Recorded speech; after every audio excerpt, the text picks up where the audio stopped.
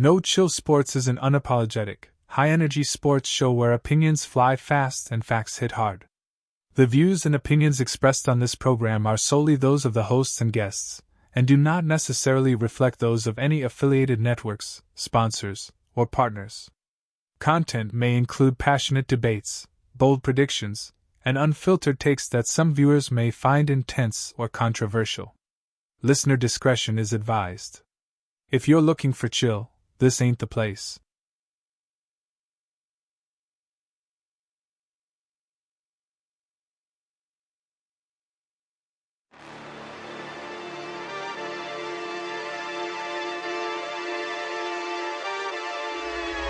Holla, why do they doubt the kid? I'm about to prove them all wrong again. I got a low tolerance, cause they don't even know what the problem is. It's me. You waiting on the boy to fail, then hold your breath and face your death. Cause you play a roulette with each step I progress, no less. Go ahead and place your bets, cause we know where we at, we know we top tier. Cause all the hate that you bring, we know it stops here. I'm taking off like a rocket here and stopping here. It's strange how they cannot see the future, but see profit here. Wait up, we gon' always win. Promise that that's not a promise, yeah, that is a threat. You know that I promise to bring the team commas. When the whole team win, that's when you flex. Win, and I'ma do it again. Watch me win, then watch me do it again.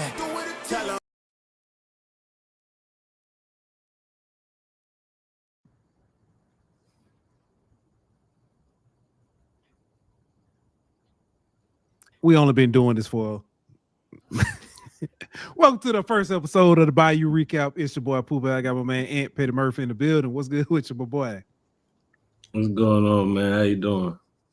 Man, I'm good, man. Bayou Recap, man. This is first episode, and hey, welcome to No Chill Sports, man. We're gonna keep it real, unfiltered, and give it to you real. Man, a lot has happened in college in Louisiana. We'll talk some Saints. Ain't nothing really happened with them lately, outside of Derek Carr retiring, which a lot of fans rejoice. A lot of fans rejoice. But man, let's get to it, man. Before first thing we gotta do, gotta give a shout out to our partners over at Dubby.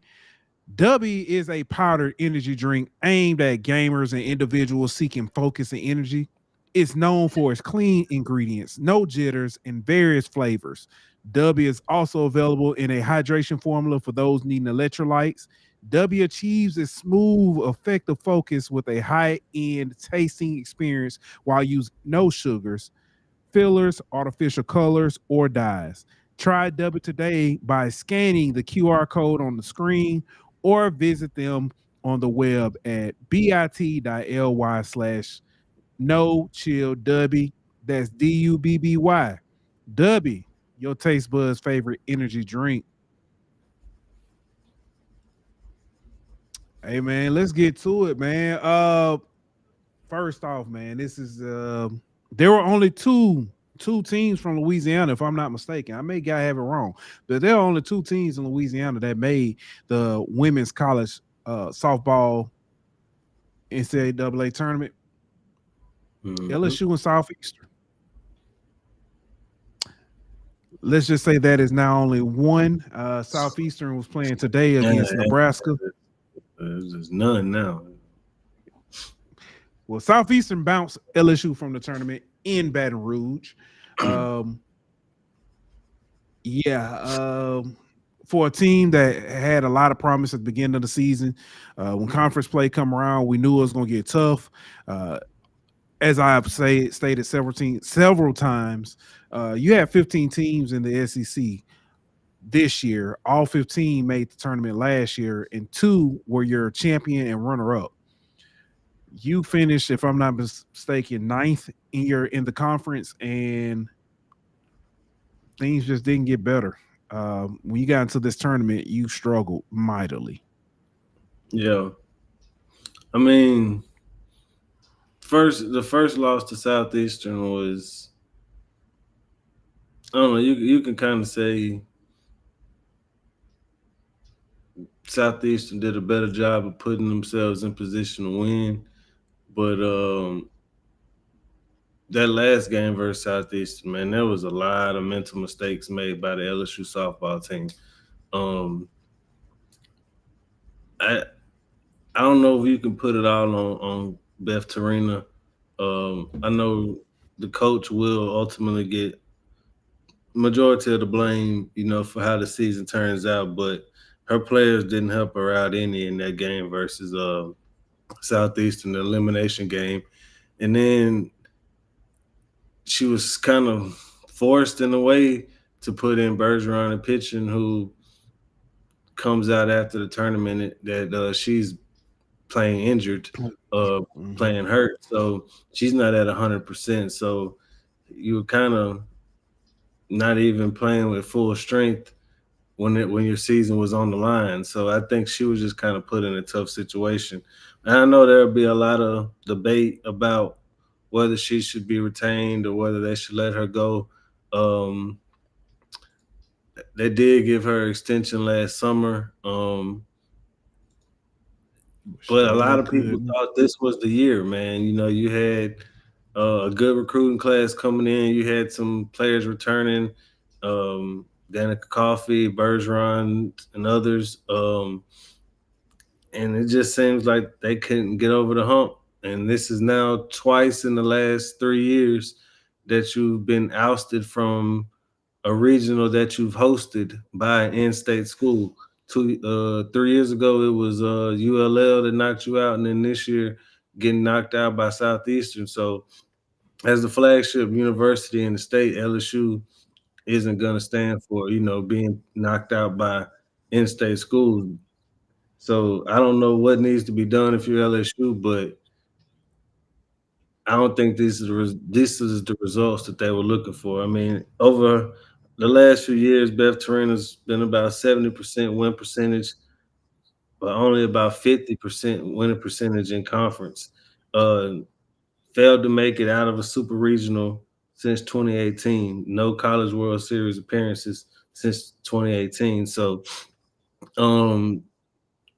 you can say it's kind of gotten to the point where maybe it's time for a new voice, but ultimately, I think it came out that she's going to be retained for another year. So she had at least another year to try to make that return trip to Oklahoma City. But this year, Southeastern put an end to that. And you got to give credit to Southeastern, though, man. They I was just about to say, hell of a season for them. I know ultimately they fell short to Nebraska, but man, from a team that hadn't made a regional to back-to-back years, making it to the finals of a regional against the SEC in the SEC regional. You just got hats off to that coach and that program for what they've been able to do. And it wasn't a fluke that they made it to the finals of that regional, man. Yeah, I'm glad, because I want to read this out, because people hear Southeastern and they automatically, oh man, that's LSU was terrible. It should This is a Southeastern team that was 50-16 on the season. They played LSU in the Tire Classic to open the season and lost to LSU 2-3. Fast forward to this past weekend or whatever, and this is the same team who has beaten LSU twice, both by 1 run in both games. So in 3 games that have been played between LSU and Southeastern this season, it's been separated by 3 runs total. Yep. The Southeastern team, I'm just looking at their schedule, trying to see some of the teams they play. Of course, they play in the Southland Conference, so a lot of teams aren't going to be as name-wise have that notoriety that's going to, shock and awe you. But they did beat Jackson State, who won their conference. They beat ULM. I mean, that's no disrespect. Beat North Dakota State. They lost to Southern Miss. Beat Army. Beat Iowa State. Beat Maine. Beat FAMU, who was in the championship of the SWAC. Beat South Alabama. So I mean, like I said, this is a team who has performed all season. I'm not going to say that that LSU fans should be say take that and stick with it, but yeah, it's just you should know that you lost to a good team. What's good, Preston? Preston say, we are his podcast of choice for this dishwasher installation. Let's get it. No mind. I was gonna be petty. Appreciate you for tuning in, Preston. I know who you're not watching tonight. I'll say that. Paul's Hub Chime says, if this extension wasn't given last summer, they could have let 2026 be Bell's final season. No buyout necessary. Yeah, that's true. I know a lot of people questioned the timing of the extension last year. But hindsight always, 2020. But at this point, if you LSU, you got to find a way to get over that hump, man. Whatever you've been doing hasn't been working. So I don't know if you need to hit the transfer portal a little harder, or I don't know what it is, but you got to tweak something to get the results that you're looking for. Considering you had made it to, like I said, since 2018, at least since you made the College World Series in softball. So if your standard is making it to the College World Series, you ain't been living up to it for a while. Yeah. Switching over to the baseball diamond, LSU got the series win over former head coach Paul Maneri, who's now at South Carolina. That was let's talk irrational for a second, Ant. You take not even your game 3 starter. You take a midweek starter on the road and you lose by 1 run on I'm gonna say fluky, wild pitch, ends up getting away and they end up scoring. Now South Carolina got themselves in that position. You gave up some runs to let them climb back, but you dominate game 2 and game 3. Can we stop living pitch to pitch? I mean, LSU baseball fans will always be irrational. You might as well stop trying to end that. But yeah, I mean, to the fans' defense, game 1 was bad, bro. Like if you LSU, you shouldn't have lost that game. I agree. Every time you did something to try to pull away, you left the back door open for South Carolina to get right back in the game. And you played with fire long enough and you got burnt, and it ended up costing you the game. But once you went with your number 1 and number 2 guys, they both pitched hella games in game 2 and 3 of the series. And, you won those games kind of convincingly, as the fans kind of expected the series to be. So, I mean, the ultimate result of the series was what most fans expected. I just think it's the way you lost game 1 that made a lot of fans feel like that was such a disappointment. Like the fact that you had the game 1 and you gave it away, you didn't really get beat. You kind of beat yourself, so to speak. Was this more because it was Maneri? Is that a big? I mean, I know. I don't really think like if you would have lost to Kentucky like that, I think fans would have felt some type of way. You know what I mean? It was just bad baseball down the stretch. Base running errors, walk issues from the pitching staff, kind of boneheaded defensive plays at times. It just was a lot of scratch your head moments in that game that this late in the season you wouldn't expect to see from a team like this. Yeah, that's fair. with the win, though, LSU is the 3 seed in the SEC tournament. That starts tomorrow, if I'm not mistaken, or was it Wednesday? I think it might be Wednesday. I can't It remember. starts tomorrow, I believe. Okay. But I don't think LSU play into the quarterfinals. They don't play until Friday. Yeah, they don't play until Friday. I might try to head down there for that. Take Dylan. But yeah, LSU is the 3 seed in the tournament. They'll could possibly be a rematch against Auburn, who swept you. This season, SEC tournament is now single elimination. No more of the double elimination, then single limit. It's all single elimination. So LSU could be one and done in this. With that said, all projections I've seen so far still has LSU as a national seed. I've seen LSU as a number 2 national seed, and I've seen LSU as a number 7 national seed. Yeah. I think at this point, I think they're pretty safe. I'm not going to say it's a lock, but I think they're pretty safe to be a top 8. Obviously, that can change depending on how things play out in Hoover and in other conference tournaments across the country. But at the end of the regular season, I would say that I think they're top 8 seed. Yeah. I'm gonna ask you, Ant, and I'm gonna put a poll up to find out. Do you even care about the SEC tournament, honestly? Yeah, in a sense, because like I said, you're not completely a lock to be a top 8 seed. I think if you go win one game in Hoover, you push yourself a lot closer to it being a lock than if you go one and done. That's fair. That's fair.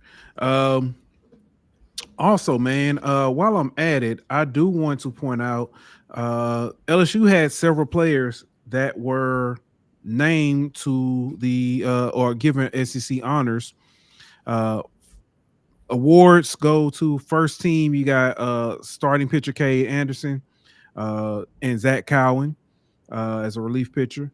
Second team, Jared Jones at first base, Daniel Dixon at second base, Derek Curiel for the outfield, and your day 2 starter, Anthony Ianson, the second team. Freshman all SEC, Curiel and Kason Evans, and all defense, Cade Anderson got all defense. So several guys were, like I said, named to those lists for your team. Yeah, I think that's about right. I think you could kind of make the argument that Ianson maybe could have had a case first team, maybe, but I swear that's the only thing I was thinking. Yeah. And I got 5 on it. What are you talking about, Pooh? It seems like let's just go down. In the American Conference, Tulane is a 5 seed. In Conference USA, La Tech, 5 seed. In the Sun Belt, ULL, 5 seed. Yeah, it's crazy. Let's start with Tulane, I guess. They play tomorrow, Tuesday morning at 9 a.m., bro. Jeez. 9 a.m. versus Florida Atlantic. That's tough, bro. And if they win, they probably have to face the number 1 team in the American Conference, UTSA. So that's your constellation. I mean, that's your reward for, being the first team to get a win in a tournament is you face the number 1 seed. But I don't know. I think Tulane, they had a pretty good year, but I don't know if you would say that they they're not necessarily like a tournament team. No, yeah, I Yeah, don't you think know, it.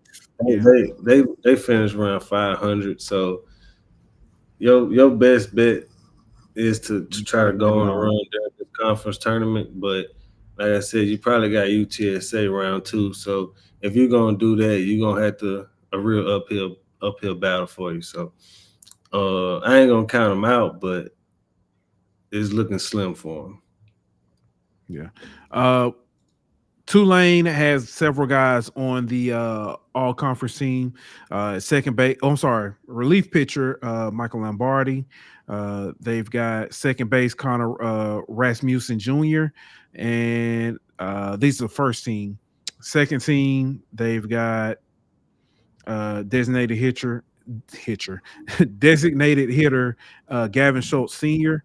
Uh, it's funny to me that when I see kids in college that are seniors, Yeah, uh, all freshmen, they had a pair of guys, outfielders, Tanner Chun and Jason Walks. I was looking up for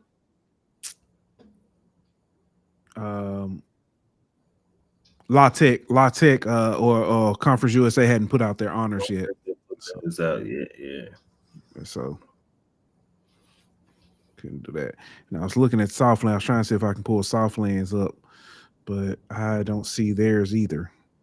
You know, Louisiana Tech they got the night game on Wednesday, the first night of the Conference USA tournament versus Jackson State. I think they played this season at Jacksonville State, excuse me, and I was going to say, Jacksonville State took 2 or 3. So obviously this one will be in Virginia. Hell of a destination for a Conference USA tournament, but yeah, like Louisiana Tech, they're gonna have to go on a run to make a regional. And the crazy thing is, like Coach Coach Burrows up there at Tech has done a great job in his tenure. Um, they've been to regionals perennially, and they've even hosted regionals at the Love Shack over in Ruston. So it's kind of almost a disappointment to say that they on the outside looking in of the tournament. But I mean, they won over 30 games this year. Um, it's a lot of teams, a lot of programs in this country that would love to win 30 games, and that's considered a disappointment for this program because of the expectations that that Coach Burrows has set for this program because of his success. So he's kind of becoming, I'm not gonna say a victim of his success, but the I know what you mean. disappointment Yeah. is because of how successful they've been in the past. So um, they're gonna have to go on a run. I don't know if they got the pitching to do it, but crazier things have happened. Yeah. I'm looking here at the bracket right now, and for the Southland Conference, and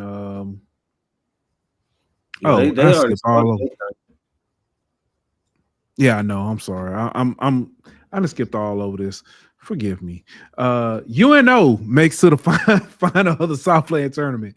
I Yeah. was looking earlier at predictions, and everybody was saying uh Southeastern, because they were the number 1 seed, and UNO came in as the 9 seed and pretty much I'm sorry, the 8 seed, and pretty much put that to shame.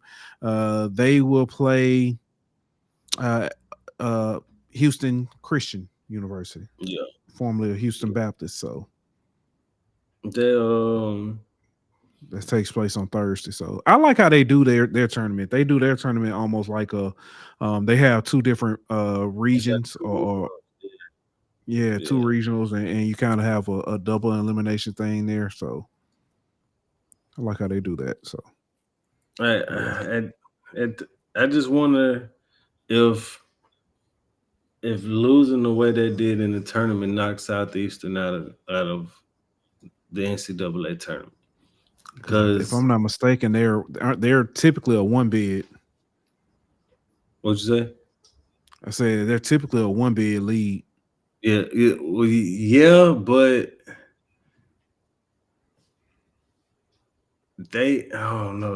I feel like if Think their they resume has a leg to stand on. if they would, I don't think so now, since they lost Yeah. the way they did in the conference tournament. But if they would have made it to this point where UNO is and lost to Houston Christian, I think they could have still possibly got in as at large. But losing this early in the tournament and the way they did, because if I'm not mistaken, they lost to Northwestern. Lost to Northwestern State. Yep. Yeah, Or and so they lost to Southeastern and Northwestern State. Yeah. yeah, so I don't know. I feel like they underwhelmed in the conference tournament. So I don't know if they get it if they get an at large bid, then like Texas A&M has to go like one and done in the SEC tournament. You know what I mean? Like they're gonna have to get it over some bigger schools that I don't know if the committee is gonna lean towards Southeastern. Yeah. Speaking of done, ULM announces that their baseball coach won't return. What a transition! God dang. Well, But that he actually kind of announced that he won't return. I think it was kind of like a mutual agreement yeah. type deal. Contract was up. They ain't made the conference tournament the past 3 years. Much less the NCAA tournament. You know how we do. We don't like to see people get fired necessarily, but Yeah. there does come a time when it's time for a new voice. Time for new direction, so to speak. And I think that's what a ULM baseball program is. Coach Fed been there for a while. He's been good to the program in terms of overseeing things off the field that needed to be done in terms of redoing the locker rooms, redoing the field. You know what I'm saying? All that kind of stuff.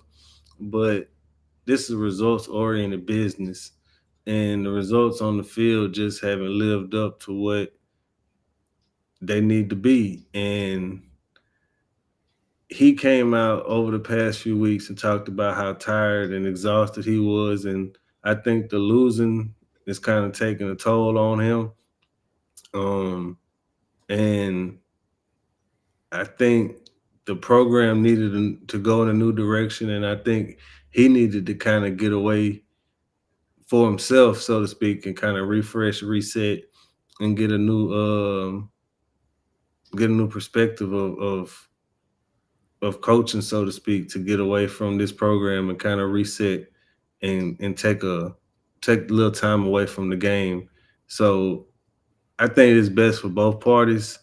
Even though I hate to see, like I said, I hate to see a guy lose his job. Yeah. Yeah. Man, let's end on a high note. Major shout out to is it Shreveport, LSU Shreveport, 54-0 on the season and in the NAIA World Series. Yeah, man. The Pilots 54-0, bro. You read that right. 54-0. I don't care what level of baseball you playing. You go 54-0, that's impressive, bro. I don't care what sport you're playing. You go 54-0 in any sport. Yeah, for real, bro. They got some talent on the team. They got some, former D1 guys and stuff like that. But it's kind of been like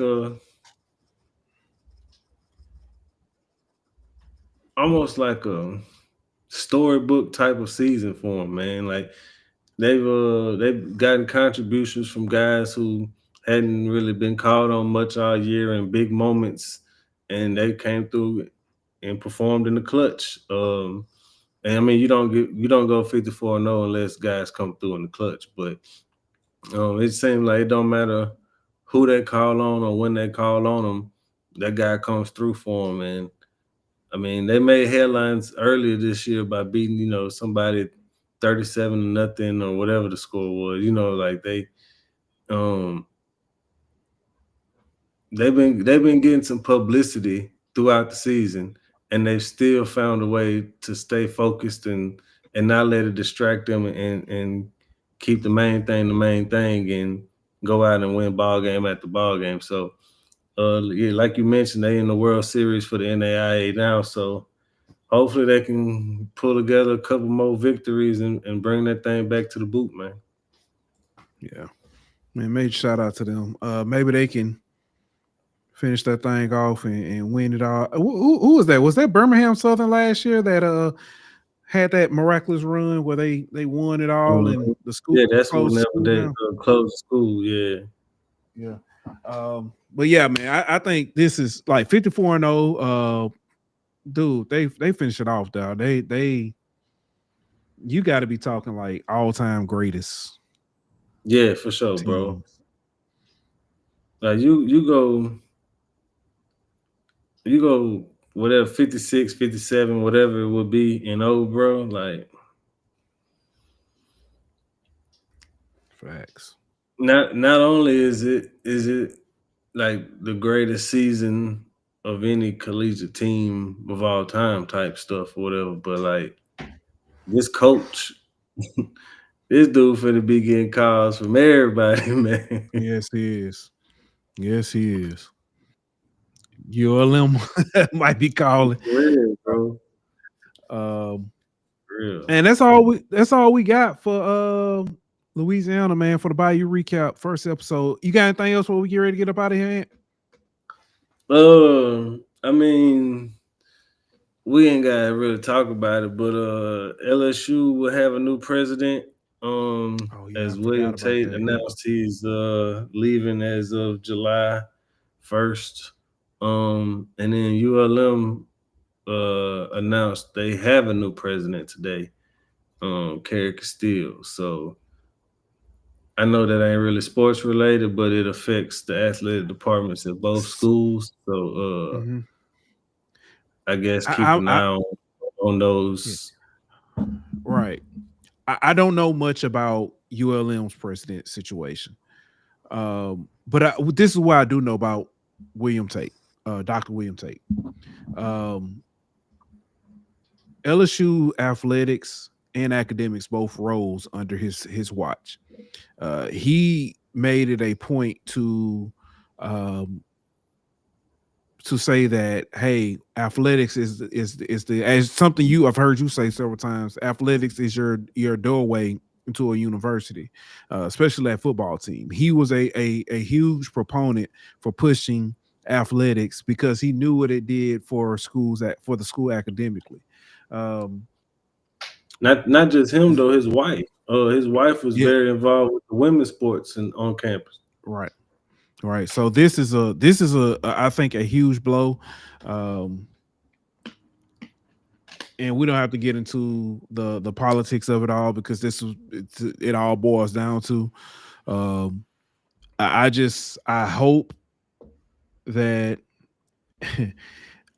it's crazy to say I wish there was a transfer portal and he just come back, you know what I'm saying, in a couple years.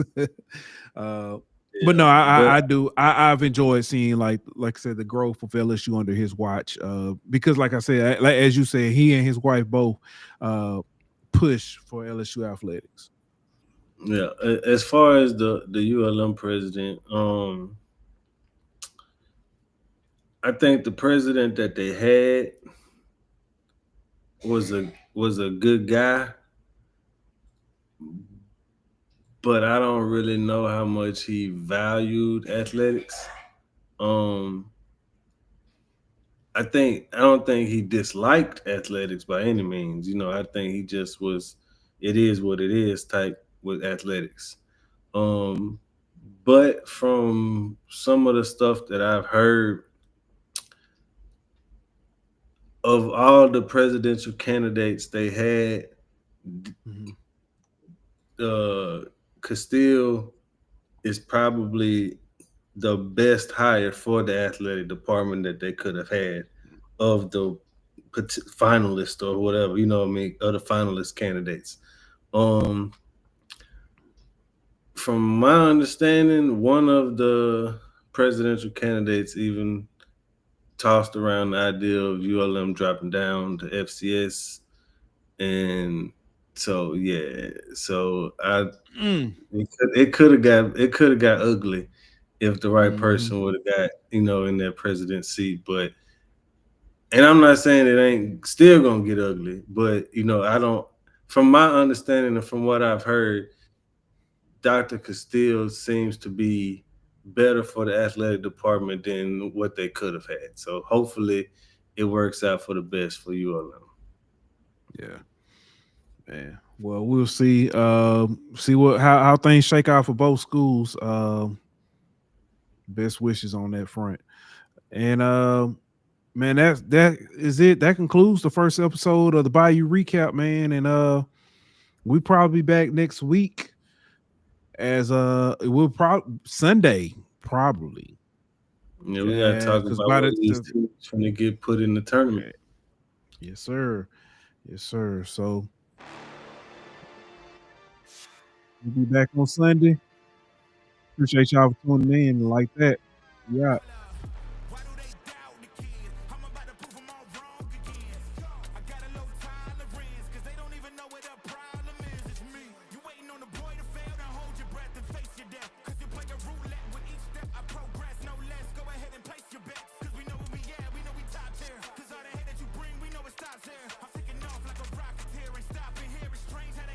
Future, but see profit here.